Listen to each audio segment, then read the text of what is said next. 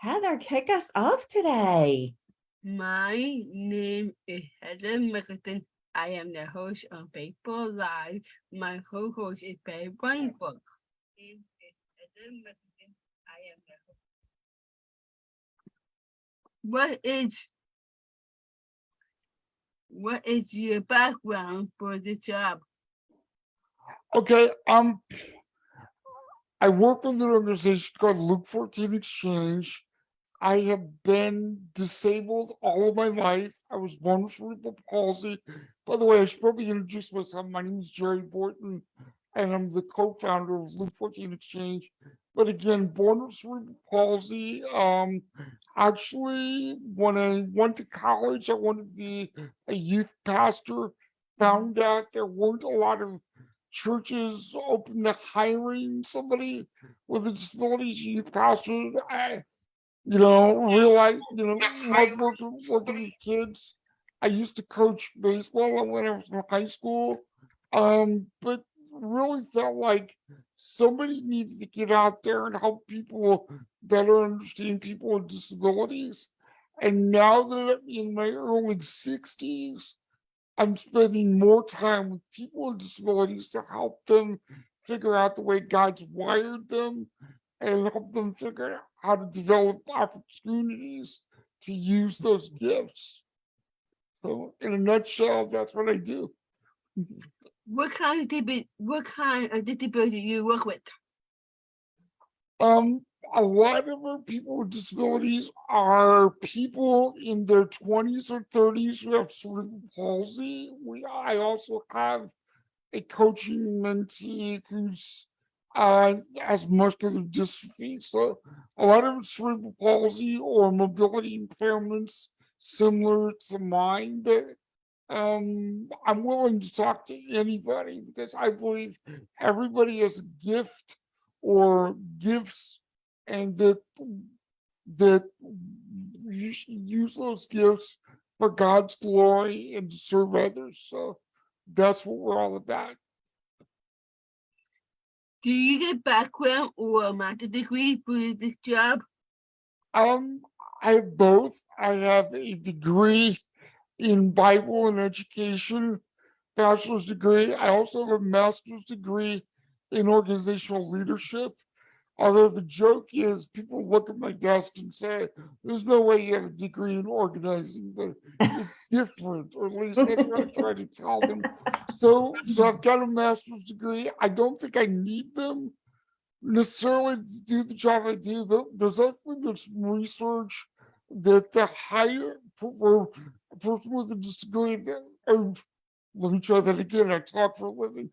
For the person with a disability, the more education you have, the higher your earnings are going to be and the more doors open for you. So I'm a big proponent of, I'm a lifelong learner, and I think people with disabilities especially should be lifelong learners. What is your leadership for this job? Okay, I missed that. Can you repeat that one for me? I didn't get it. What is the leadership you got? Leadership. What kind of a leadership do I have? Yeah. I'm the co-founder of Luke 14 Exchange, co-founded it with my wife. I've also been involved in different leadership groups. One, C12, which is a group for Christian business leaders. So I've always kind of been around people who are leaders. It's one of those things that draws my attention. If there's a leadership seminar or a leadership certificate, it's like my mind says, "Oh, I need that." So, and I'm also a believer that you need to hang out with people that are smarter than you, that make more money than you, basically because as you do that, you'll learn things from them just by being around them.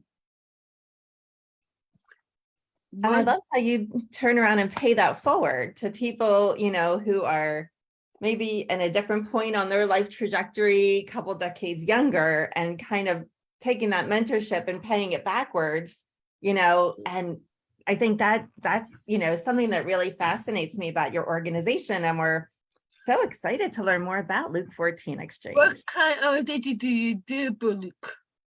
What kind of duties do I do? No, what kind of duty do you do, Luke? Oh, like what does the organization do? Yeah. Okay. Yeah. We do three things.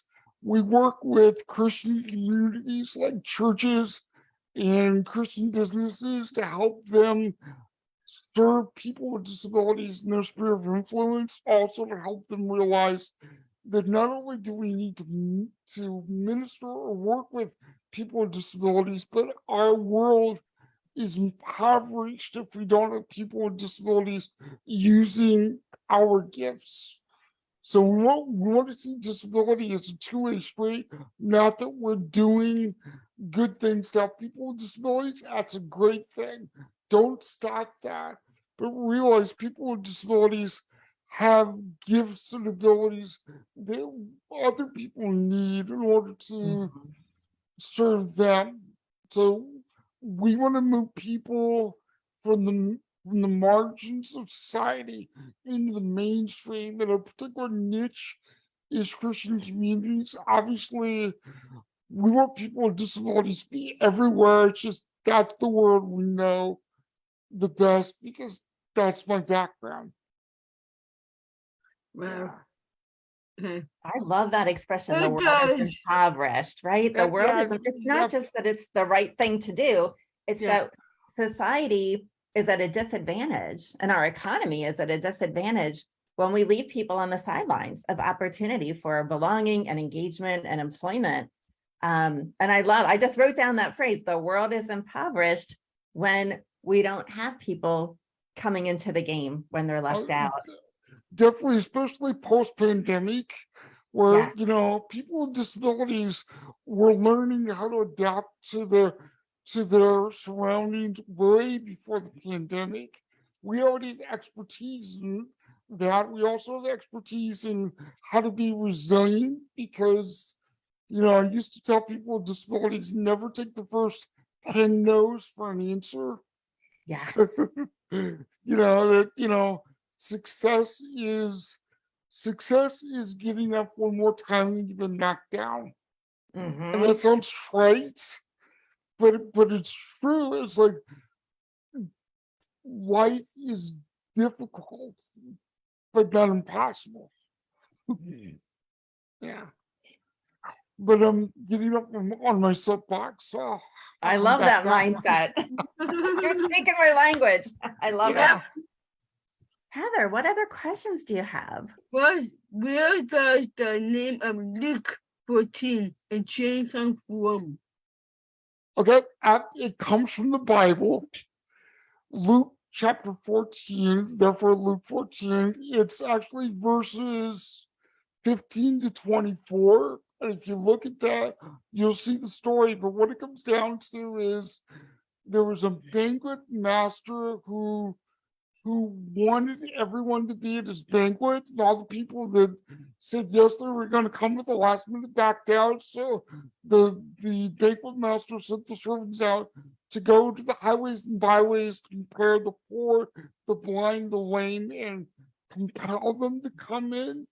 In other words, make them come in. The way that works in the 21st century, we don't go out with weapons or whatever, or whatever to help people to come in. I had a friend say, what we need to do today is we need to make it irresistible so that they can't not want to come to us. I So love that. Luke 14 Exchange is all about helping Christian communities and people with disabilities and their families love so much what the church is doing that they're banging on the door to get there. In fact, we tell churches, especially, that if you start a ministry with people with disabilities, there will be families that will beat down your door.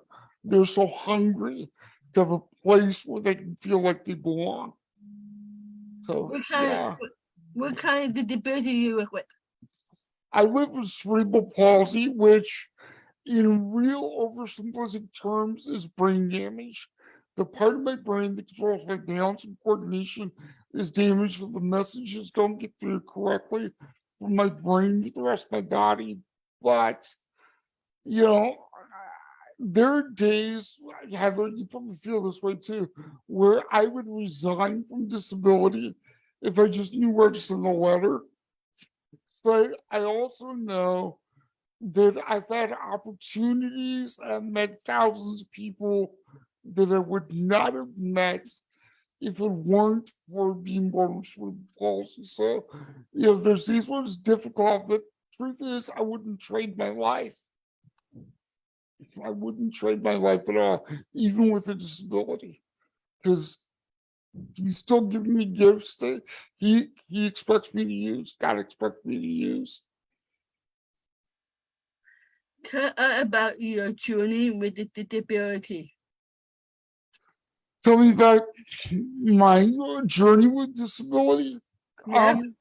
I started out wanting to be a baseball coach. In fact, I coached baseball in high school from a wheelchair, which is pretty unique. I basically talked them into letting me do it, but I coached baseball, realized I wasn't going to be the world's best baseball coach, liked working with kids, went to college to become a youth pastor, realized churches weren't ready to hire somebody in a wheelchair to be a youth pastor. So I started working in camps in the summer, talking about what it was like to be disabled so that maybe we could open more doors for people with disabilities. In fact, I traveled for 13 summers to different summer camps doing that. And I think that all evolved to today, where I'm helping people with disabilities figure out how they're wired and how they can use those gifts. And it all started with I wanted to be a baseball coach.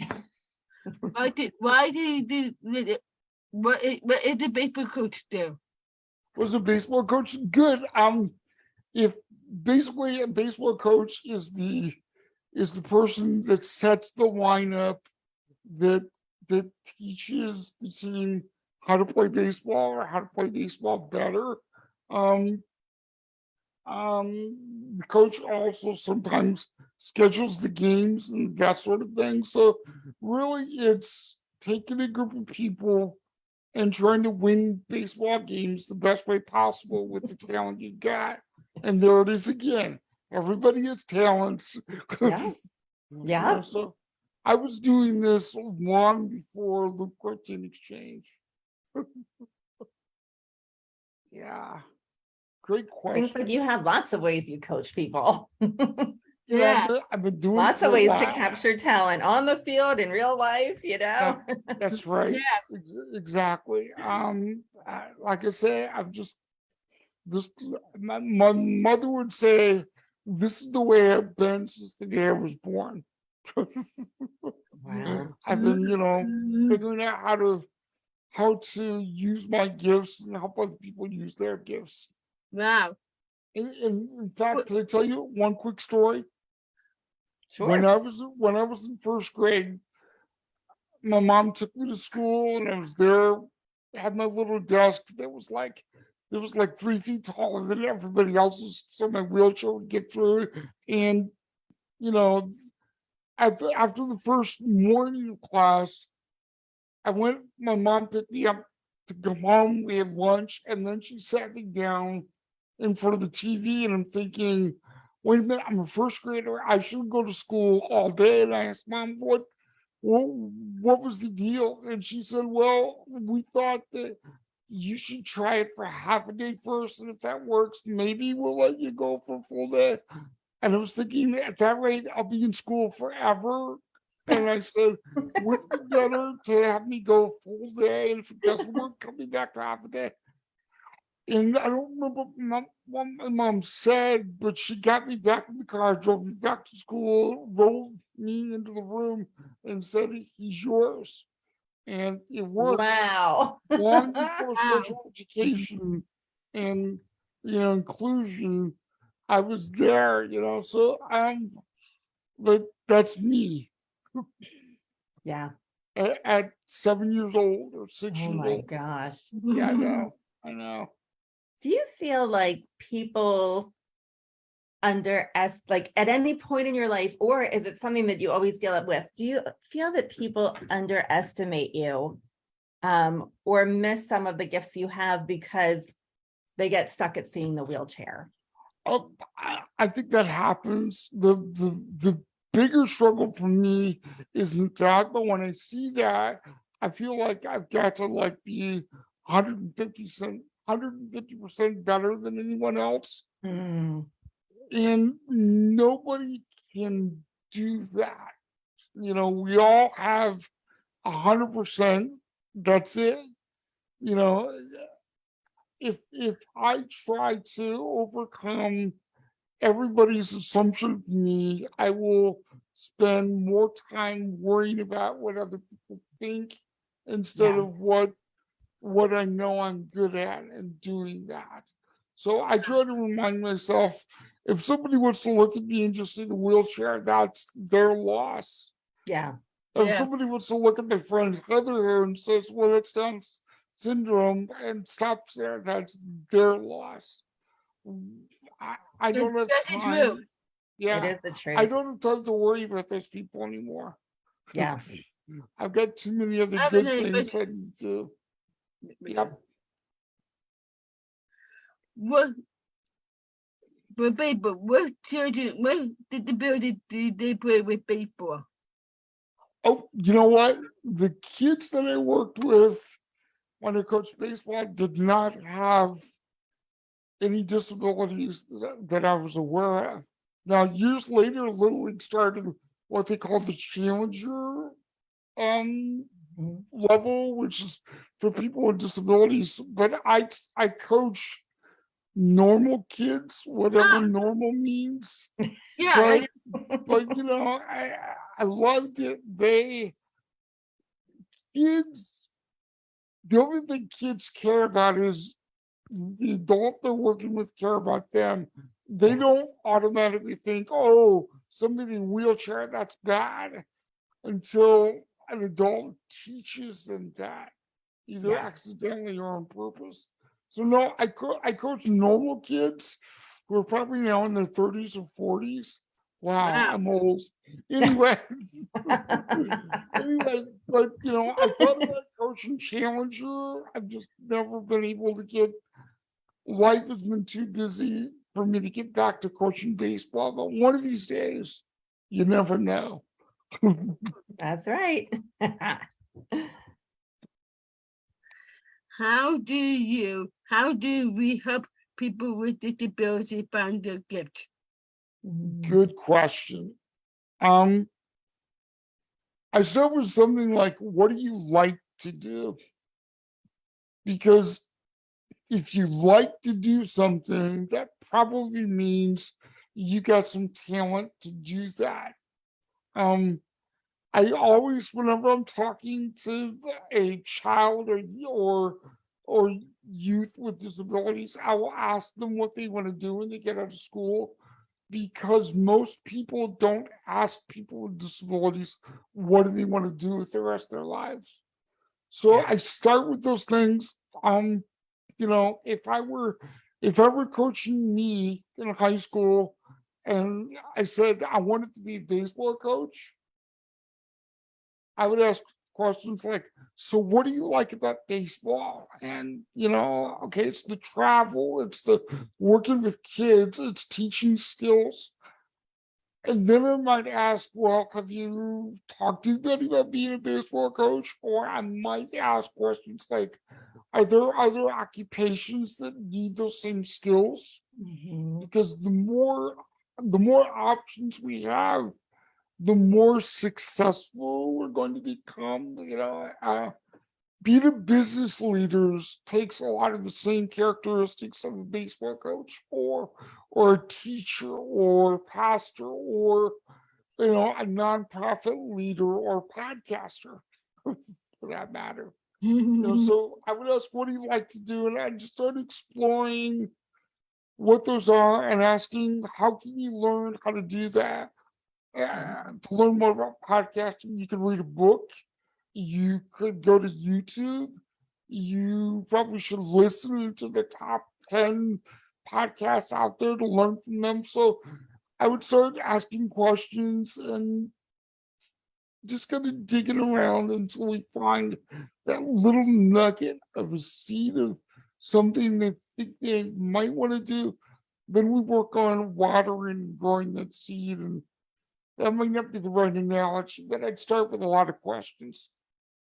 In fact, I love on that. my And then well, it's choice, right? People yeah, deserve to have all kinds of choices about what they want to do. And Yeah. maybe they do something and decide later, like they want to do something else. And I think too often, in my experience through schools, sometimes people with disabilities are led into certain industries without being given that kind of wide open space to explore all different kinds of industries and work.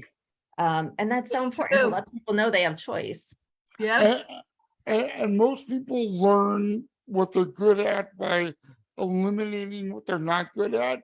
Yes. I always thought it would be fun to be a DJ, so I went Oh, back in the day when there were roller skate rinks and DJs yeah.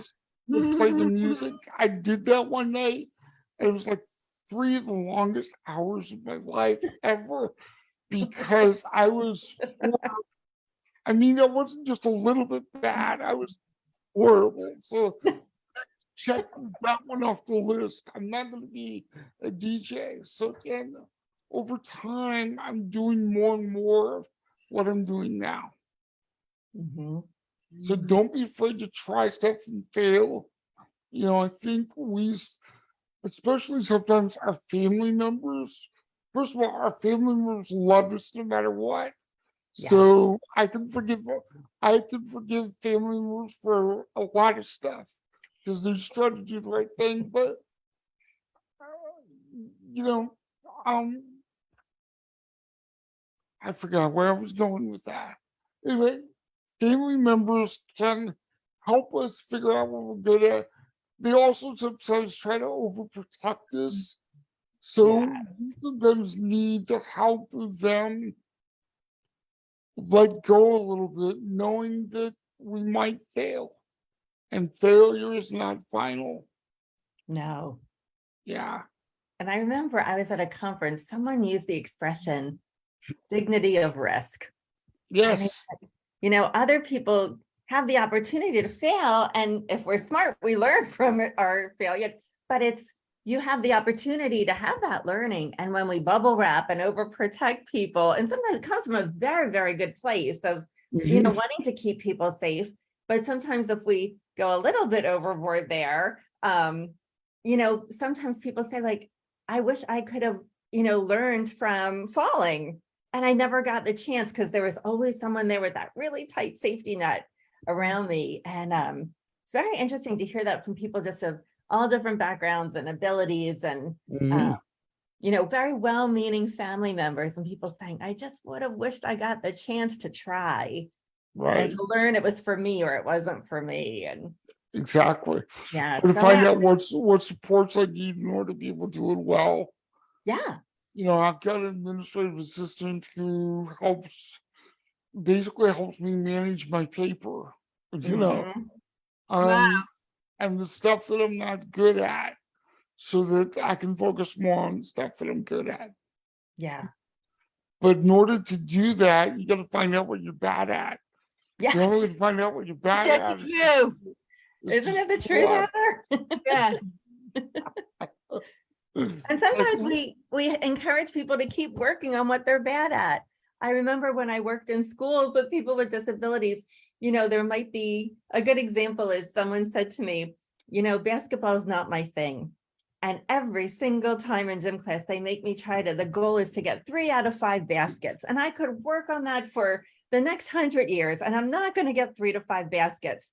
But if you put a hockey stick in my hand, then it's a different, then that's my sport. So I think with anything, and the things that we can do environmentally to support people by providing those accommodations that they need. I remember we would make kids work on tying their shoes, or their handwriting. I'm an occupational therapist. So Yep. some of these things, then we realized, well, could they wear shoes they don't need to tie?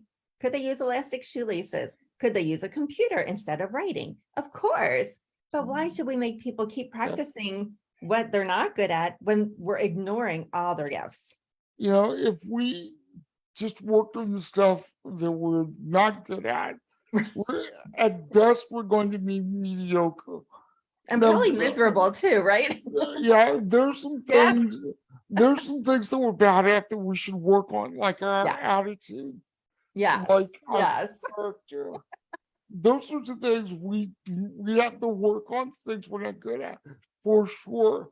But when it comes to our gifts, Yeah. develop what you're good at so it'll be even better. Does that make sense? Yes. Yes. Yeah. I want final question, my turn. My turn. Yeah. One final question. Let's hear it, Heather. I love your Okay. What is your community back from you? Sorry, repeat that for me because I missed it. What do you do for community back from you for your job? Can we back you? What do I do when somebody No. I said, what can community back from you? Do you What- wonder how he gives back to the community? Yeah. Okay, Oh, yeah, okay. thanks. Well, I'm hoping that this interview is one of those things. I speak to different community groups when I have opportunity.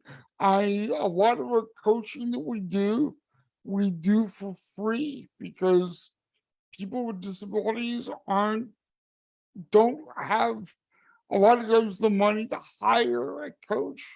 Now, if you do, you should do that.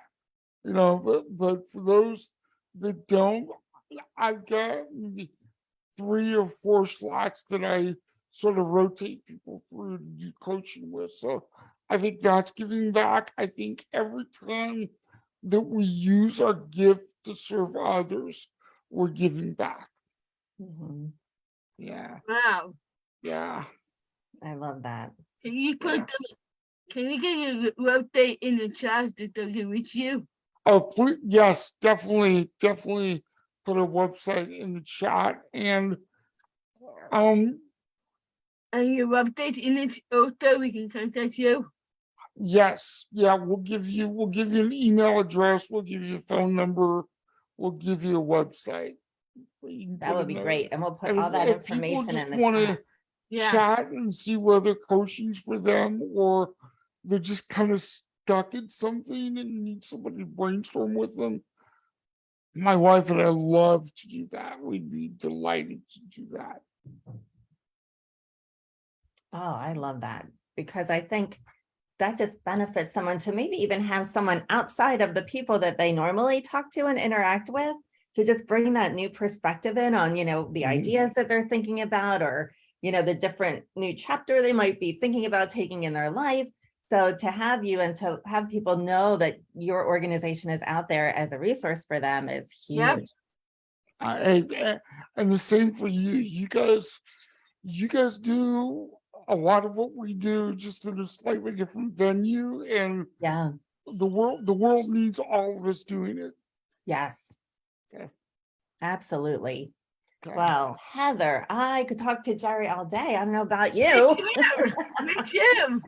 So, Heather, do you want to wrap us up today? Any final thoughts you want to share with our audience? And like we said, we will share all of Jerry and Luke 14 Exchange's information below this interview. If you didn't get to catch it live, we're thankful you're watching it back.